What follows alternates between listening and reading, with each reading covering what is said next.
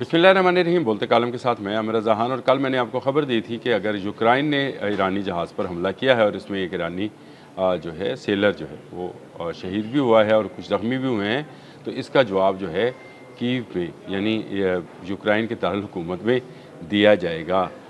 लेकिन उसके बाद से बयानात जो हैं वो आना शुरू हो गए। आज भी जो ईरानी तर्जमान है इस्माइल बकाई, उन्होंने कहा कि इसका जवाब देने का हक़ हम महफूज रखते हैं। बात राक्षी का भी आ गया कि अगर हम पर हमला हुआ है तो इसका जवाब दे सकते हैं और इसका हम में ताकत भी है। जब ये उन्होंने लफ्ज़ इस्तेमाल किए तो मैंने सोचा कि कौन सा मिसाइल होगा जो उड़ेगा और उड़कर फिर वो कीव पर या यूक्रेन पर हमलावर हो सकता है। तो ये एक बड़ी दिलचस्प सूरत हाल है कि ईरान वाकई ही में ऐसे मिसाइल रखता है जो यूक्रेन तक पहुंच सकते हैं। वैसे तो उसके बारे में ये कहा जाता है कि उसने इंटरकॉन्टिनेंटल बैलिस्टिक मिसाइल भी बना रखे हैं और उसका तजर्बा भी कर रखा है। रशिया साइबेरिया के ऊपर से उसने वो मिसाइल जो थे वो फेंके थे। लेकिन इसके बावजूद ये बड़ी मुझे अपने खुद से ये था कि यार कौन सा मिसाइल या ड्रोन जो है वो ईरान इस्तेमाल करेगा अगर यूक्रेन के साथ वाकई में ही जवाब देना पड़े तो क्या किया जाएगा। पहली बात तो ये है कि यूक्रेन भी जो है अपनी तजारत समंदर के रास्ते ही करता है। दुनिया के तमाम ममालिक जो हैं वो समंदर के रास्ते ही अपनी तजारत, चाहे वो असले की है चाहे वो अशिया की है, करते तो समंदर के रास्ते हैं। तो ईरान इन समुंदरों तक रसाई रखता है जहाँ से इनके वेसल्स भी गुज़रते हैं। तो क्या वेसल्स पर वो हमला करेगा? शायद ईरान ऐसा नहीं करेगा। ईरान अगर करेगा तो यूक्रेन पर बराह रास्त हमला करेगा, जहाँ पर एक यहूदी ज़ेलेंस्की जो है वो मुसलसल रशिया को एक जंग के अंदर उलझाए बैठा है और अब उसने ईरान पर हमला करके इस जंग को, जो कि आपने हर्मज़ है, उसको कैस्पियन सी तक ले आया है। अब कैस्पियन सी में आने के बाद क्या ईरान उसको जवाब दे सकता है? तो इसका जवाब है बिल्कुल दे सकता है। अपने ही इलाके से मिसाइल चलाकर वो कीव तक जो है और जनूबी जो यूक्रेन है वहाँ तक तबाही और बर्बादी फैला सकता है। जी हाँ, उसका हमशेर 4 जिसको खैबर शिकन भी कहते हैं वो इस काबिल है कि वो 3 साढ़े 3 हज़ार किलोमीटर का फासला 1500 केजी वॉरहेड के साथ तय कर सके और इतनी तेज़ी के साथ सॉलिड फ्यूल के साथ चलने वाला ये मिसाइल जो है इतनी तेज़ी के साथ हमलावर होगा कि फिर शायद उसके पास उसका कोई जवाब नहीं होगा, क्योंकि इसका जवाब तो इज़राइल और अमेरिका के पास भी नहीं है।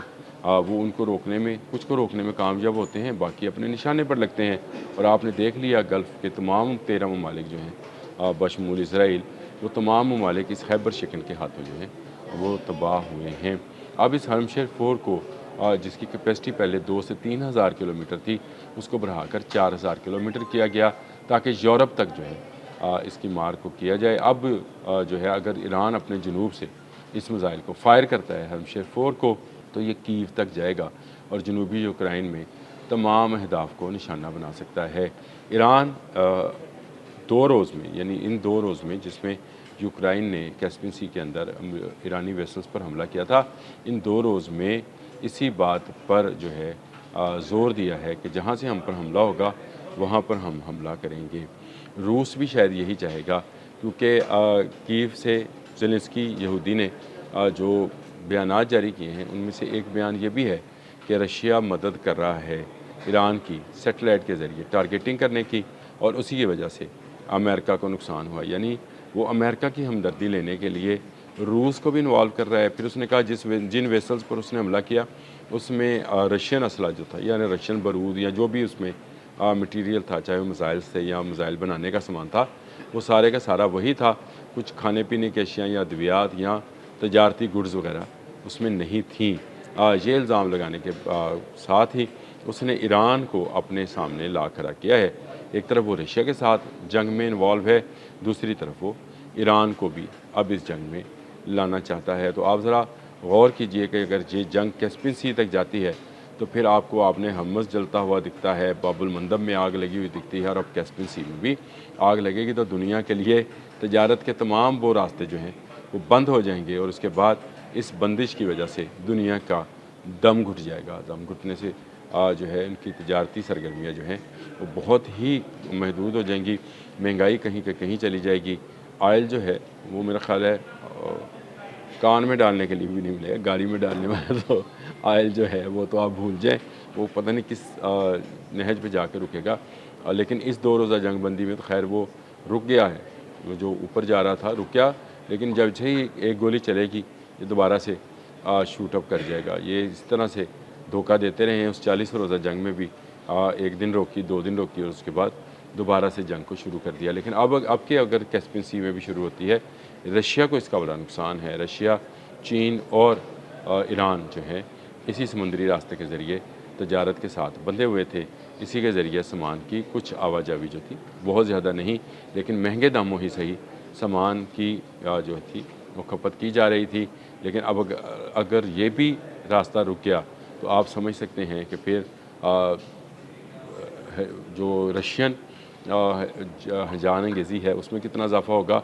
ईरानी जो हैं वो किस कदर दीवार के साथ लगेंगे और हमला करने की पोजीशन बनाएंगे, ये देखने वाली बात है। चीन के लिए तजारती तौर पर क्या ख़राबियाँ जो हैं इस खत्े में पैदा हो रही हैं, तो क्या नॉर्दर्न चाइनीज़ सी के अंदर वो कुछ ऐसी हरकत करेगा कि जापान, कोरिया और वो जो अमेरिकी अलाए हैं उनका सामान भी और रसद भी रुक जाए।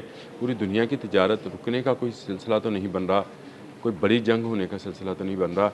ये देखने की चीज़ है कि यहाँ पर प्यूटन क्या हिकमत अमली अदा करते हैं, क्योंकि उनकी एक बड़ी ऑयल रिफाइनरी जो है वो यूक्रेन तबाह कर चुका है और वो रिफाइन ऑयल भारत से लेने पर मजबूर है। ये याद रखें, रशिया से और ईरान से तेल लेता था भारत, अब भारत से रशिया जो है वो तेल लेने पर रिफाइन तेल यानी उसकी रिफाइनरी को नुकसान पहुँचा, उसके पास अपना बहुत तेल है तो रिफाइन ऑयल जो है वो भारत से लेने पर, अपना ही तेल वापस लेने पर मजबूर है। तो ये मजबूरी उसको क्या एक बड़ी एटमी जंग की तरफ तो नहीं ले जाएगी।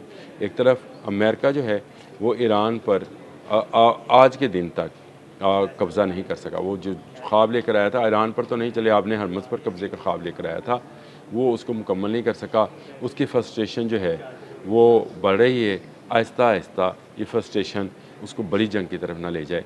दूसरी तरफ रशिया की फ्रस्ट्रेशन बढ़ रही है, यूक्रेन हर आने वाले दिन के साथ उसकी तजारती गुज़रगाहों को नुकसान पहुँचा रहा है। अगर ये फ्रस्ट्रेशन मज़ीद बढ़ी तो क्या रशिया कोई एटमी हरकत तो नहीं करेगा, यानी एटमी मवाद इस्तेमाल तो नहीं करेगा। ये एक बड़ी एटमी जंग की तरफ जाती दुनिया नज़र आती है। ईरान जो है इसमें सेंटर पॉइंट बना हुआ है। एक तरफ अमेरिका उस पर हमलावर था, अब यूक्रेन ने भी उसको छेड़ दिया है।